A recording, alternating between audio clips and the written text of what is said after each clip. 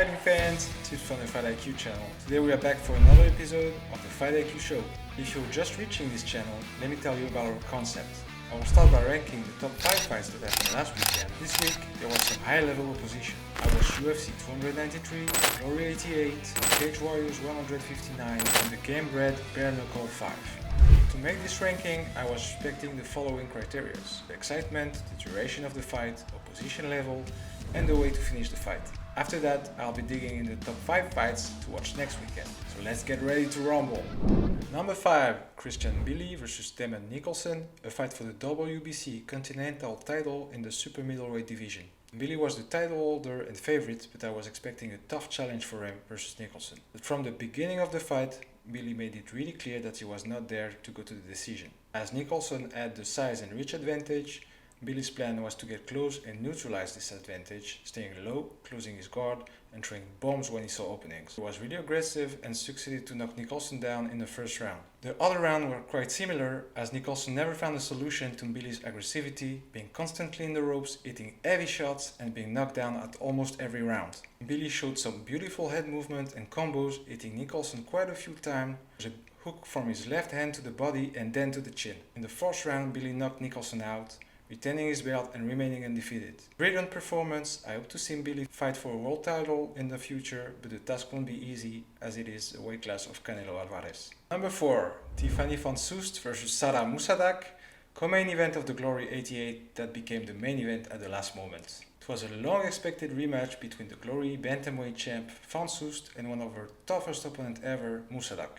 In their first fight back in November 2022, Musadak came really close to get that belt, and in the eyes of many, she even should have won. So in that fight we were expecting more from the defending champ in order to stay undisputed. Musadak was once again the most aggressive fighter, bringing the fight to Van Soest, who was more reacting and adapting. But the champ had the speed advantage in that fight and was using her great footwork to stay out of harm's way. It was a really high level fight, both showing a lot of variety in their striking, being also really fast. During the second round of the fight, Van Soest saw an opening and launched an high kick from the front leg, who caught Musadak right on the chin, knocking her out. No controversy this time regarding the winner. After the fight, the champ declared that she is now planning to retire and that she sees Musadak as one of the future headliners from the division. Number 3, Nasrat Akparast vs Landon Quiñones, a fight from the prelims of the UFC 293 in Sydney. First of all, hats off to these two warriors for what they did and for both being able to finish the fight. It was an all-out war from the very beginning, Quiñones being very dangerous with his low kicks and Akparast being busy with his punches. The first round was really close in my opinion, both being successful in their strikes, both inflicting damage to their opponents. But from the second round, Akparast started to inflict more damage and was mixing things up between hitting the head and the body of Quiñones. Quiñones was also throwing less kicks and was moving less quickly, probably due to the body shots he received. In this round, Akparast also put Quiñones in a lot of troubles but couldn't finish him. The third round was neatly in favor of Akparast, relentlessly harassing Quiñones, while this one didn't have the energy anymore to keep going at that rhythm. Akparast got the win via unanimous decision without using his wrestling, which was quite a surprise, and I can't wait to see him fight again. I also would like to see Quiñones again. I think he showed a lot of promises for what was his first UFC appearance on short notice. Number 2, Israel Adesanya vs Sean Strickland, the main event of the UFC 293 in Sydney. I have to be honest, I was expecting that game plan from Strickland, but I was surprised by the fact that Izzy didn't find a way around it. One thing though, you could see Strickland way more focused and careful than usual. No taunting, not talking, stayed in the face of Adesanya the whole fight, constantly chasing him and forcing him to move. It was not a high-paced fight, and I think that's what made Izzy uncomfortable. He was never able to take over the fight or even to hurt Strickland, while this one really came close to finish it a few times, especially in round 1, when he hurt Adesanya with a direct from the right hand, dropping him on the ground and then making punches raining on him. You could see the frustration from Izzy growing through the fight and between rounds when he told his corner that he was not able to find his reach and rhythm. Beautiful performance from Strickland, who negated Izzy's style and game plan and was crowned new king of the middleweight division. I hope that there will be a rematch, as I want to see a reaction from Adesanya and I think it deserves the opportunity. And finally, number 1, Manel Kape vs Felipe dos Santos, the best fight from this weekend in my opinion. It was part of the UFC 293 in Sydney. The crowd was clearly against Kape for what happened during the press conference, but it didn't matter to him as he appeared really confident.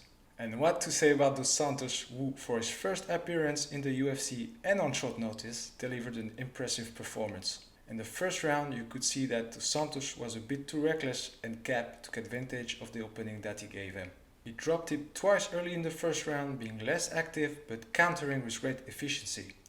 After that, Dos Santos chose his strikes more carefully and started having a bit more success, touching Cap more often. They were giving back to each other, Cape throwing a spinning elbow, Dos Santos throwing one as well. The second round started on the same basis, but the movement of Cap gave a lot of issues to Dos Santos, forcing him to miss and expose himself to the countering shots from Starboy. At some point, Dos Santos was hurt, leaning on the fence, Cap trying to finish him, but he resisted, showing his toughness. Third and last round was quite similar, even if Dos Santos touched Cape with a heavy shot. But Starboy handled the rest of the fight perfectly, staying mobile, dictating the pace, and countering with the same efficiency. Manel won by unanimous decision against a tough opponent. He then called out Kai Kara-France, who he should have fought before he pulled out for injury. I think that Cap will fight for the belt in the near future, and I'd like him to face Figueiredo or Kara-France next to secure that title shot. Regarding Dos Santos, I was really impressed by his constant activity, the variety from his strikes and his toughness, and I can't wait to see him fight again. Also, to mention this week, Brave CF was returning in France with a nice main event between Giroun and Martins, who won by TKO.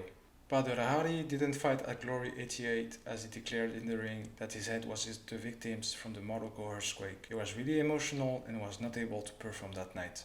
Mayedine scored a beautiful head kick knockout during the Glory 88 in Paris. Go check that one if you didn't see it yet.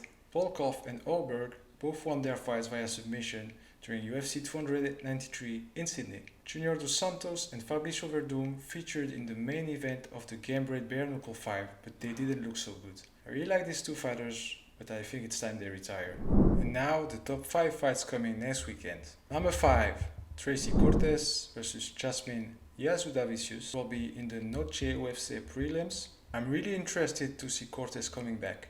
She didn't fight in more than a year, but was a rising prospect who got a contract during season 3 of the Dana White Contender Series and is undefeated in the UFC. Facing her will be Jasmine Jasudavicius, another product of the Dana White Contender Series. Since getting a contract, she went 3-1 inside the octagon, including 2 wins already in 2023. Both are known to usually go to the decision, but I expect a lot of action nonetheless. Let's see if Cortez can regain her momentum and steal the thunder from Jasudavicius. Number 4, Raul Rosas Jr. versus Terence Mitchell.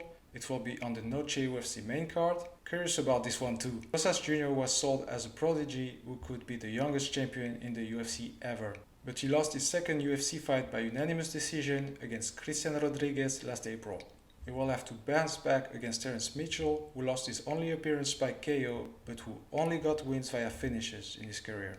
I expect Raul Rosas Jr. to win that one via submission, even though Mitchell got some wins via submission himself. I do think that Rosas Jr. ground game is better and that he will be willing to prove his worth by getting a finish. Number 3, Roman Kopylov versus Josh Fremd.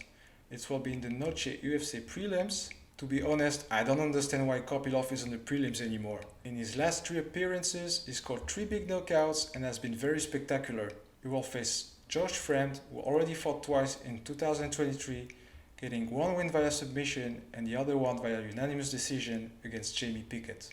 I think the key for this fight would be for Fremd to bring the fight on the ground, as he's a decent grappler, having 4 wins via submission. I don't see him to be able to match the striking ability of Kopylov. I would give an edge to Kopylov via KO. I think he will be able to maintain Fremd at good distance. Number 2, Kevin Holland versus Jack Della Maddalena, co-main event of the Noche UFC. This one is gonna be fun. Both are really entertaining fighters with high KO ratio but also a few submission wins. Della Maddalena is undefeated since he got his contract in the Contender Series, compiling 5 wins with 3 knockout and 1 submission. Holland has had a more chaotic past, but he has way more experience inside the UFC, having already fought 19 times since 2018 against high-level competition like Brendan Holland, Jacare Souza, Hamzat Chimaev, Stephen Thompson, or even Michael Chiesa in his last appearance. He also is on 2-fight win streak with 2 finishes. He gives his bout to Holland if he can avoid to go into a brawl. I do think De La Maddalena has the power to knock him out, but the variety and the volume of Kevin Holland might be a real problem for him. And number 1, Alexa Grasso versus Valentina Shevchenko, the main event of the Noche UFC, the women flyweight title on the line.